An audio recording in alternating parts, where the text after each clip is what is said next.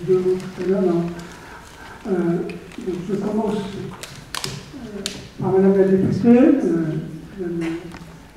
Christine Pérez-Bonne, députée de cette circonscription, membre du Parti socialiste, et qui a, pendant les débats sur cette loi, en décembre, il me semble, et puis après en février, a pris la parole et pour effectivement, comme d'ailleurs notre collègue du Puy-de-Dôme, André Chacon, qui était présent, qui a pris la parole, les trois hommes n'étaient pas présents, pour essayer de porter certains de nos amendements et dire, comme cela a été dit ensuite au Sénat, que cette loi était certes sans doute une avancée, sans doute un pas important, mais en tout état de cause, il restait encore beaucoup à faire si je synthétise, et vous compléterez tout à l'heure, Christine.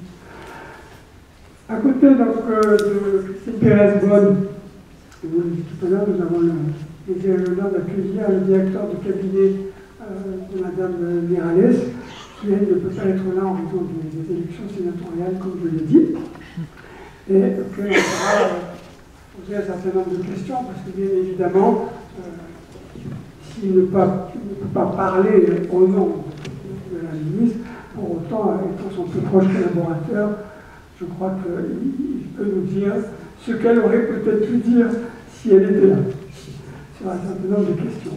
Puis, Marc Delgrand, le préfet Delgrand, que la plupart d'entre vous connaissent parce qu'il s'est beaucoup déplacé dans les régions, à la rencontre des associations, avec l'ancien ministre Jean-Marie Bocquet, et qui suit ce dossier de mise en œuvre de la loi au sein de la Commission nationale pour la reconnaissance et la réparation des harkis pour faire ça.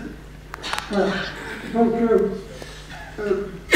première question, c'est de dire, quand on écoute le discours de Madame la ministre que vous venez de nous lire, bien sûr, on est content de son intérêt, sans doute sincère pour cette communauté qu'elle connaît bien. Pour autant, ça peut susciter un certain nombre de déceptions, parce que, je prends deux, trois exemples sur lesquels peut-être vous pourrez nous éclairer, sachant qu'on n'est pas naïf, on est à deux semaines du 25 septembre, donc il est évident qu'il y a un certain nombre de choses. Le ministre, des anciens combattants, préfère garder en général pour les annoncer le 25 septembre que des annoncer devant une seule association qui pourrait être considérée comme privilégiée. Pour autant, deux points. Par exemple, le fonds social. On se félicite qu'on ait enfin soldé ce fonds social qui avait été créé par la commission Sceaux de 40 millions, 10 millions par an pendant 4 ans, qui ne concernait que des enfants ayant des difficultés sociales et passés par les camps.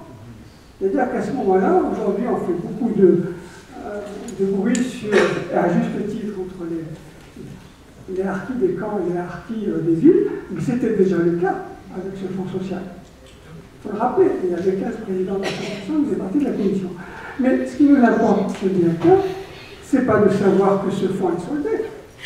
Ce qui nous importe, c'est de savoir est-ce qu'on va le reconduire d'une certaine façon pour tous ceux qui n'ont pas pu en bénéficier parce qu'ils n'étaient pas passés dans ces lieux qui étaient dans la première liste, mais qui maintenant font partie de lieux qui sont reconnus. Et il y a une forme d'injustice à dire, ben oui, moi j'ai pas pu en profiter, mais aujourd'hui vous reconnaissez qu'au fond, j'ai aussi vécu des conditions indignes. C'est par exemple cette question-là. La question de finir, de solder les dossiers des anciens, c'est quelque chose sur lequel agir, on a toujours poussé en disant les anciens d'abord. Vous nous dites que vous envoyez le bon. Très bien. On aimerait juste, peut-être qu'elle le fera le 25 septembre, nous dire très clairement, je m'engage à ce que le 25 septembre ou le 1er novembre ou à la fin de l'année, tous les dossiers de la première génération soient traités. Question pour M. Delgrand. Je pose à chacun la question et puis on verra. Vous avez fait un travail remarquable aidé par Agir et d'autres associations pour recenser des lieux. Je sais que vous avez fait en sorte que le décret soit préparé rapidement. la décision de ces lieux date en gros d'avril. Aujourd'hui, le décret n'est toujours pas sorti. Peut-être qu'il sortira le 24 septembre, mais pour l'instant, il n'est pas sorti. Voilà. Alors, on comprend bien que sans doute Bercy ne doit pas être pressé de le sortir. Enfin, à un moment donné, c'est le Premier ministre qui dit qu'il valide. Donc, est-ce que Bercy dépend encore du Premier ministre ou est-ce qu'ils ont pris leur indépendance? Voilà. Question à Christine Pires-Boll. Christine, comme un certain nombre de vos collègues, à la fois de gauche et de droite, tous ceux qui étaient dans l'opposition à ce moment-là, vous avez tous dit, à l'Assemblée nationale comme au Sénat, c'est insuffisant. On se souvient du député, votre collègue de la NUPES, François Ruffin, qu'on a reçu l'année dernière à notre AGR, en disant c'est quand même scandaleux qu'en moyenne, on donne 6 000 € pour 5 ans passés dans des conditions indignes, c'est ce qu'on donne pour un mois de salaire d'un député. Très bien. Et ça, c'est quand vous étiez dans l'opposition. Maintenant, vous êtes carrément dans la majorité. Si vous faites l'addition de tous, vous avez plus de voix que... Donc, maintenant que vous êtes dans la majorité, est-ce que vous allez continuer, vous voyez vos collègues, à tenir ce discours et à dire « ben oui, c'est vraiment pas suffisant, il va falloir proposer une autre loi ou des amendements ». Voilà, 3 questions pour démarrer.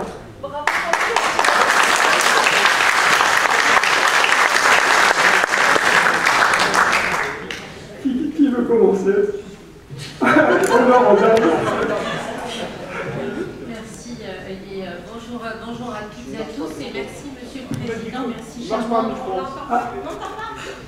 Si, il faut qu'il augmente le son là. Il est allumé. Et là, vous m'entendez? C'est bon, je crois. Vous m'entendez? Oui. Donc bonjour à toutes et à tous et bonjour Monsieur le Président et merci pour cette invitation charmante que j'ai évidemment beaucoup de plaisir à honorer, d'autant que j'étais présente il y a quelque temps ici même, alors je ne sais plus, c'était déjà il y a quelque temps, hein, toujours... Il y a 2 ans. Il y a 2 ans, donc juste avant peut-être les élections législatives, un peu avant. C'était le 10 septembre. 10 septembre, voilà. Donc là, depuis, évidemment, il y a eu des élections législatives et la question se pose, que fait-on aujourd'hui, compte tenu du bilan que vous dressez?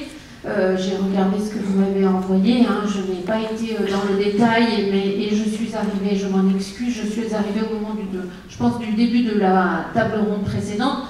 Donc j'ai bien compris que, tout ce qui avait été voté n'avait pas été mis en application puisqu'on attend encore un décret. Et peut-être y a-t-il des traitements dans les dossiers qui ne vont pas aussi vite qu'espéré et qu'attendu. Et donc, j'ai bien entendu votre demande d'ici la fin de l'année et elle est légitime évidemment. Alors sur la question, je ne vais pas me dérober, sur la question, déjà je vais regarder qui était présent sous l'ancien mandat, qui est intervenu. Alors c'était au mois de septembre, au mois de novembre et ensuite en février, je pense, suite à la commission paritaire, qui est intervenu sur ce sujet. Mais j'ai envie de vous dire, c'est un sujet, je me souviens du discours de la Première ministre sur sa feuille de route, où notamment elle cherche des sujets transpartisans et elle tendait la main aux oppositions. Et j'ai envie de vous dire que ce sujet-là est un sujet, me semble-t-il, qui à l'Assemblée pourrait trouver à donner un travail transpartisan, qui voudrait travailler sur ces textes-là. Et je ne vais pas vous mentir, pour notre groupe, ce ne sera pas moi, tout simplement parce que dès maintenant et puis sur toute l'année, de toute façon, je n'ai pas de temps mort. Je suis à la commission des finances, donc c'est une des commissions, vous le savez, qui se réunit le plus souvent, qui a beaucoup de travail. Mais en tant que membre de la commission des finances, par contre, je peux veiller à ce que certains crédits qui ont été notamment annoncés soient bien inscrits. Mais j'ai pas de doute parce que Madame la ministre était effectivement rapporteure du texte à l'Assemblée nationale. Et donc moi personnellement, je ne doute pas que dans le projet de loi de finances, qui n'est pas encore transmis, il n'est même pas présenté au Conseil des ministres, le calendrier, vous savez, d'une loi de finances, On va transmettre on va d'abord avoir le Conseil des ministres qui donnera le feu vert du texte, la transmission à tous les organismes, au Conseil des finances publiques, et la Commission des finances pourra s'en saisir.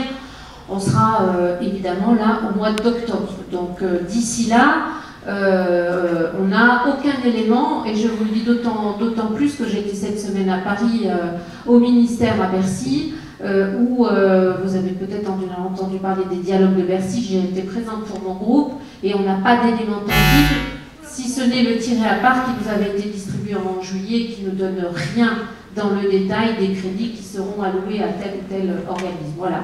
Donc oui, je peux faire un travail de vigilance par rapport à ça. Je peux même porter des amendements au besoin au sein de la Commission des finances dans le cadre du projet de loi de finances, et je vais faire passer le message, par contre, effectivement, à ma collègue Isabelle Santiago, qui elle est dans la commission, qui était présente donc au mois de septembre sur ce texte, pour qu'elle initie ce travail transpartisan, parce que je pense que ça peut être à cette échelle-là qu'on peut le mieux avancer. Merci. Alors, je reviendrai tout à l'heure pour une autre question sur les finances.